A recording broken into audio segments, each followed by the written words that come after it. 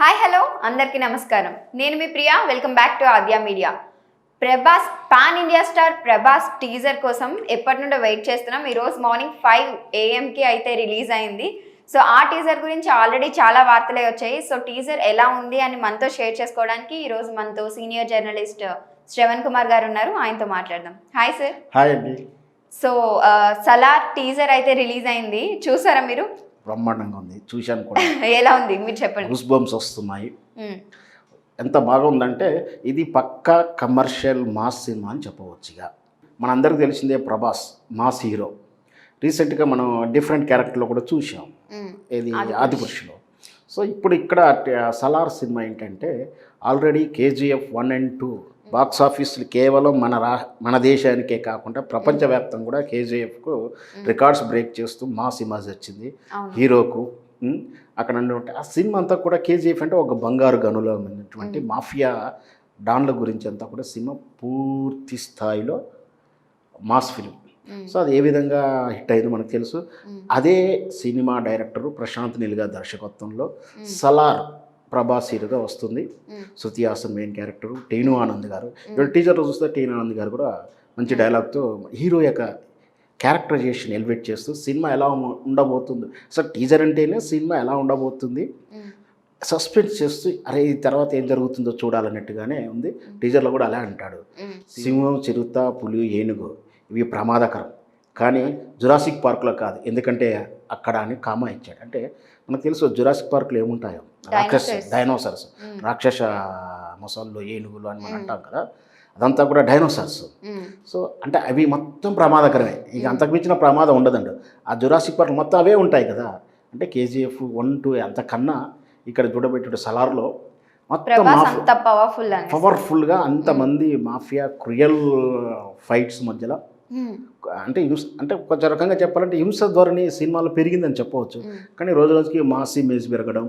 ఇదివరకు ఒక సినిమాలో చిన్న ఫైట్ ఉంటే అమ్మ ఫైట్ ఉందనుకున్నారు, ఇప్పుడు ఆ ఫైట్లు కూడా విపరీత ధ్వనులు కానీ హింసాత్మకం ఉంటే కానీ ప్రేక్షకులు మాస్ ప్రేక్షకులు ఒప్పించటం లేకపోతే. సో మొత్తం మీద అయితే ఇది పూర్తి స్థాయిలో ప్రభాస్ ఇమేజ్ని మరింత రెట్టింప చేసేలా, దాంతోపాటు మన ఇండియన్ సినిమా ప్రపంచ సినిమా స్థాయికి తీసుకెళ్తూ పాన్ ఇండియా పాన్ వరల్డ్ స్థాయికి వెళ్తూ ఒక హాలీవుడ్ సినిమాలకు మించినటువంటి మార్కెటింగ్ విధానాన్ని తీసుకొస్తున్నాయి. అదే ప్రభాస్ టీ షర్ట్ మీరు అబ్జర్వ్ చేశారా? యాక్చువల్లీ డార్లింగ్ మూవీలో అలాంటి టీ షర్ట్స్ వేసేవాడు ప్రభాస్. తన కండలు కనిపించేలాగా ఇక్కడ ఒక లూజ్ ఉండి ఆ టీ షర్ట్స్ ఇక్కడ వరకు ఉండి. సో ఇందులో ఏమైనా లవ్ స్టోరీ ఎక్స్పెక్ట్ చేయొచ్చా? అంటే చాలా రోజుల తర్వాత ఆ లుక్ చూసాం మనం ప్రభాస్ లో. దీంట్లో లవ్ ట్రాక్ ఖచ్చితంగా ఉంటుంటూ ఉండవచ్చు, ఎందుకంటే KGF లో కూడా ఉంది, మనకు లేదని కాదా. లవ్ ట్రాక్ తో పాటు మొత్తం మీద మాఫియా మాస్ ఎలిమెంట్స్ ఉంటాయి. అంటే ఒక గ్యాంగ్స్టర్స్, ఆ గ్యాంగ్స్టర్ల మధ్య ఇంత ఎలా విధంగా దాన్ని డామినేట్ చేసుకుంటూ ఇక్కడ మనం చూసాం KGF 2లో చివరాఖరికి ఆ పార్లమెంట్ భవనంలోకి వెళ్ళి అక్కడ కాల్పులు చేసి ఆ తర్వాత సశేషం నెక్స్ట్ పార్ట్ ఉంటుందని అదే చెప్తున్నాను. అక్కడ ఎట్లయితే సశేషంగా పూర్తి చేస్తూ KGF 2 నుంచి KGF 3 ఎలా ఉండబోతుందని చెప్పిందో ఈ విధంగా కూడా అలా ఉంటుంది. టీనా ఆనంద్ గారి డైలాగ్ విషయం చూసుకున్నాం, ఇక్కడ చూసుకున్నాం. ఈ సలార్ అనేది 1 కాదు, ఇంకా 2 కూడా ఉంటుందా అనే అనుమానాలు కూడా ఉన్నాయి. మేబీ ఉంటాయి, ఎందుకంటే ఇక్కడ 2 రకాలు కథ ఈక్వేషన్ వాళ్ళకి పట్టు దొరికింది, కథ బలం దొరికింది. ఆ కథలో సీక్వెల్ తీస్తే కూడా చూసేటువంటి ట్రెండ్ ఉంది ఇప్పుడు. పైగా ఫస్ట్ 1 సక్సెస్ అయితే అదే మార్కెట్ స్కిల్ తోటి మళ్ళీ క్యాచ్ చేసుకోవడానికి పార్ట్ 2 తీయకుండా ఉండలేరు. కాబట్టి ఖచ్చితంగా ప్రేక్షకుల డిమాండ్, తర్వాత మార్కెట్ డిమాండ్, ప్రొడ్యూసర్ డబ్బులే ప్రమాదిక సినిమాలు చేస్తారు కాబట్టి ఖచ్చితంగా 2 కూడా ఉంటుంది. ఆల్రెడీ 2 ఉంటుందని అయితే తెలిసిపోయింది, ఎందుకంటే టీజర్ లాస్ట్ లో సలార్ దిస్ ఈ స్టోరీ అని ఇచ్చారు. సో పార్ట్ 2 డెఫినెట్లీ ఉంటుంది. బాహుబలి ఈయనకి మంచి హిట్ ఇచ్చింది యాక్చువల్లీ. 2 ఇచ్చాడు. విషయం అయితే అది 3 కూడా వస్తుందని అనుకుంది, కానీ మరీ బోర్ వస్తుందేమో అనుకుని దాని 2 తోటే ఫస్ట్ ప్రారంభంలో దాన్ని పార్ట్ 3, 2 అని అనుకోలేదు. సినిమా నిర్మాణ క్రమంలో జరిగినట్టు వ్యవధి, ఆ డ్యూరేషన్, ఆ స్టోరీ జస్టిఫికేషన్ ప్రకారం 2 పార్ట్గా వచ్చింది. ప్రారంభంలో 2గా అనుకోలేదు.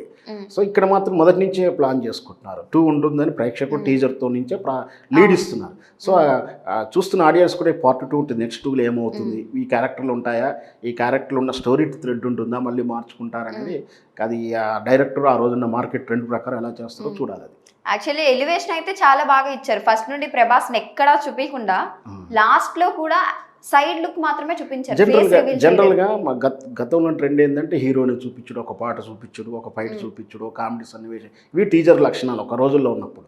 అంటే ఆ సినిమాలు అన్ని లక్షణాలు ఉన్నాయి, మన నవరసాలు ఉన్నాయి టైప్, కానీ ఆ ట్రెండ్ పోయింది. ఇప్పుడు ఎప్పుడైతే మనం హాలీవుడ్ స్థాయికి ఎదిగామో, ఇండియా దాటి పాన్ ఇండియా దాటి పాన్ వరల్డ్కి వెళ్ళాము.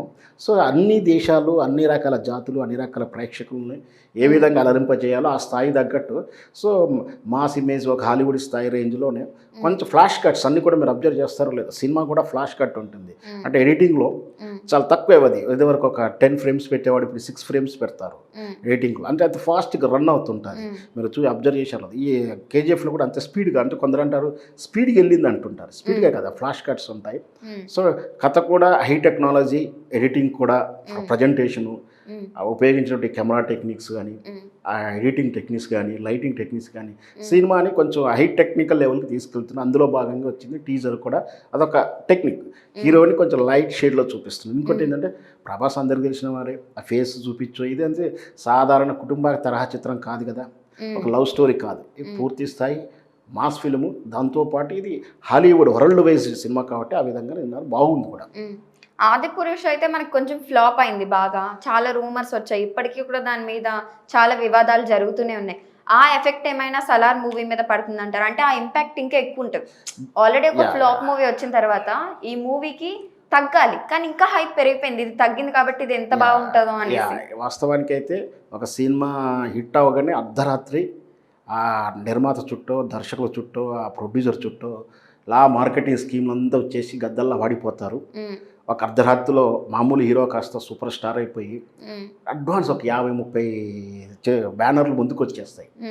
ఒకవేళ ఫ్లాప్ అయిందనుకో, ఆల్రెడీ ఉన్నాయని వెనక్కి వెళ్ళిపోతారు, కొత్త వాళ్ళు ఒంటరి వాడైపోతారు, నెక్స్ట్ సినిమాకు బయ్యర్ ఉండడు. వాస్తవానికి ఇక్కడ ఏంటంటే మీరు చెప్తున్న ఈక్వేషన్, గతంలో ఉన్న ఈక్వేషన్ ప్రకారం ఒకవేళ ఆదిపురుష్ ఫెయిల్ అయిందని ఎఫెక్ట్ పడాలి అంటే ఈ సలార్కి కనీసం బయ్యర్స్ రాకుండా ఉండాలి.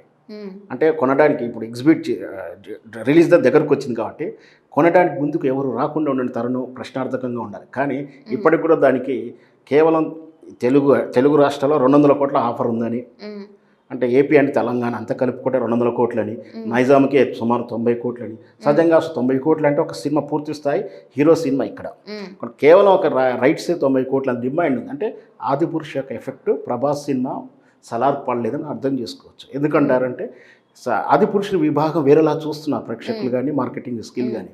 అది ప్రభాస్ మిస్టేక్ కాదు, అక్కడ ఆల్రెడీ కథనంలో మనకున్న నమ్మకానికి విరుద్ధంగా తీశారు కాబట్టి.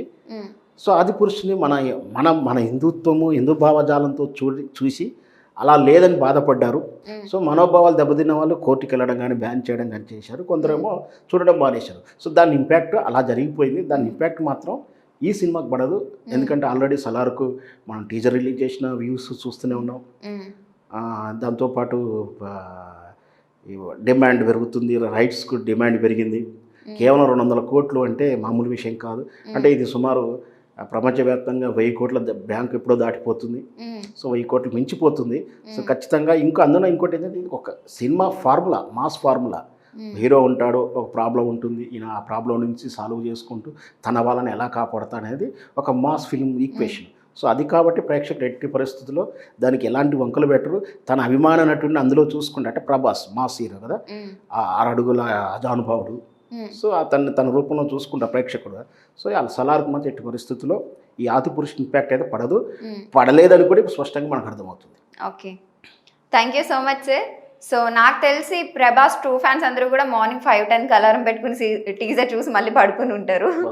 సో ఇది ప్రభాస్కి ఎంత హిట్గా నిలుస్తుంది అనేది మనం ఇంకా మూవీ వచ్చేంత వరకు అయితే వెయిట్ చేయాల్సి ఉంటుంది. సో చూసారు కదా, ఇది ఇవాల్టి ట్రెండింగ్ న్యూస్. మరొక ఇంట్రెస్టింగ్ న్యూస్తో మళ్ళీ మీ ముందుంటుంది ఆద్య మీడియా.